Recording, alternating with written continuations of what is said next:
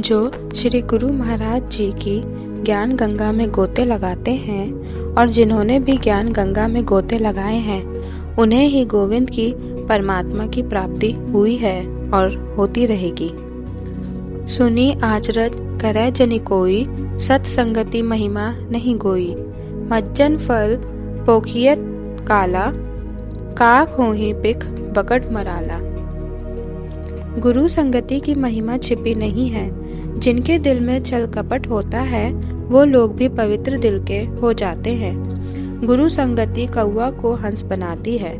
कौवा काला होता है, हंस श्वेत होता है। दिल को सुंदर बनाते हैं बड़ों की आज्ञा पालन, महान संतों की संगति, शास्त्रों का स्वाध्याय, प्रभु के नाम का गुणगान, सात्विक भोजन, सुबह प्रातः काल में स्नान, गुरुदेव के श्री चरणों का ध्यान, अपने इष्ट देव का एवं ओम का ध्यान, शाम की संध्या वंदना, दोनों समय की संध्या करना, सत्य पर एवं धर्म पर पूर्ण विश्वास, गुरु मंत्र का निरंतर जप करते रहना, चलते फिरते उठते बैठते चाहे कहीं जाओ कहीं आओ पर गुरु मंत्र जपते रहो। यह सारी बातें आपके दिल को पवित्र सुंदर बनाती हैं। भगवान हमारे अंदर हैं और बाहर भी। अपने मन को पवित्र बना लो, भगवान मिल जाएंगे। यह गुरुदेव का सत्य वचन है। चम चम चम गुरुदेव कहे से मिट जाते हैं कलेश। ईड़ा इंगला पिंगला सुषमा देती सुगत संदेश। हाथ दाहिना सिर धरो, छोड़ो राग और द्वेष। ज्ञान रूप श्री सत गुरु जी मन में करे प्रवेश। गुरुदेव की बहुत याद आती है। गुरुदेव तुम्हारे उपदेश सदा ही याद रखेंगे। उंगली पकड़कर चलना हम सीख ही रहे थे। वे हाथ अब कहाँ जो थप थपा रहे थे। वो ज्ञान अब कहाँ जो गुरुदेव सिखा रहे थे। गुरुदेव जी ने कुछ बताया और सिखाया तथा सुनाया। वह हम अपने शिष्यों को एवं भक्तों को भी स्मरण कराने के लिए कुछ शब्द लिख रहे हैं जो गुरु महिमा की कृपा का प्रसाद रूप समझ पढ़ना है। जीवन का कल्याण गुरु का ज्ञान ही है। श्री गुरुजी महाराज ने एक दिन के सत्संग में भी यह बताया था, जो मेरे को अपना जीवन इसी प्रकार बनाने की सदा प्रेरणा देता रहता है। गुरुदेव ने श्रवण करवाया था कि निर्वाण गुरु प्रीतम दास जी महाराज एक दिन विचारने लगे। सोच रहे थे कलयुग बहुत लंबी लंबी डिग रख कर आगे बढ़ रहा है। उन्होंने सोचा कि आचार्य श्री जगत गुरु श्री चंद्रदेव जी ने उदासीन परंपरा संप्रदाय में जो शिव संकादि मुनियों द्वारा चली वह लोप प्राय होने जा रही थी।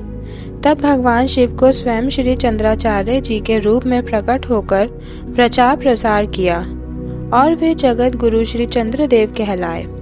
आचार्य जी ने पुनः प्रकट किया, पुनः कोई ऐसा उपाय किया जो फिर से लोप ना हो सके।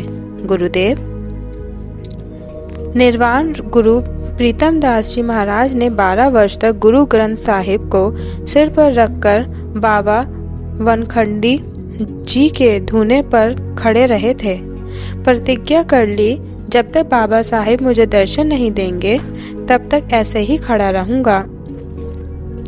12 वर्ष बीत गए थे पर बाबा वनखंडी जी का दर्शन ना हुआ, पर उन्हें पूरा विश्वास था देव दर्शन अवश्य होगा। एक दिन वनखंडी साहिब ग्वाला बनकर आए। उधर निर्वाण गुरु प्रीतम दास जी चिंता में थे। अभी तक बाबा साहिब ने दर्शन क्यों नहीं दिए। ग्वाला रूप में बाबा बोले, प्रीतम तुम दूध पी लो। उन्होंने खाना पीना सब त्याग दिया था। वह बोले, मुझे नहीं पीना।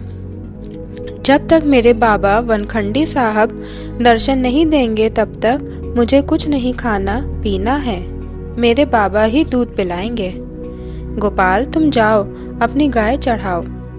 बाबा साहिब ने सोचा यह गोपाल के रूप में नहीं पहचान रहा है। फिर बोले, निर्वाण जी दूध पी लो नहीं तो पछताओगे। निर्वाण गुरु प्रीतम दास जी बोले, तुम कौन हो? अपने वास्तविक रूप में दर्शन देने की कृपा करो। फिर तो कठोर तपस्या के अधीन होकर बाबा वनखंडी साहब के ही रूप में दर्शन दिया और अपने हाथों से दूध पिलाया था। उन्होंने कहा, मैं बहुत ही प्रसन्न हूँ, तू जो चाहे मांग ले, तुझे क्या चाहिए। तब निर्वाण देव जी ने मन वांछित फल मांगा। बाबा साहिब, मुझे यह वरदान दो जिससे उदासीन संप्रदाय हमेशा चलती रहे, लोभ प्राय ना हो पाए। तब बाबा वनखंडी साहब ने अपने धूने से भभूति का गोला बनाकर दिया और कहा, इसे चौकी पर विराजमान करना। निर्वाण देव जी ने रुमाल में रखकर चौकी बनवाकर गोला साहब के नाम से विराजमान कर दिया। हर पूर्णिमा को रोट प्रसाद का भोग लगाकर पुष्प चंदन दीप से पूजा करना। कहीं भी जाओ अपने साथ लेकर जाना। प्रतिदिन पंचोपचार से पूजा करते रहना। रोट प्रसाद का भोग लगाते रहना।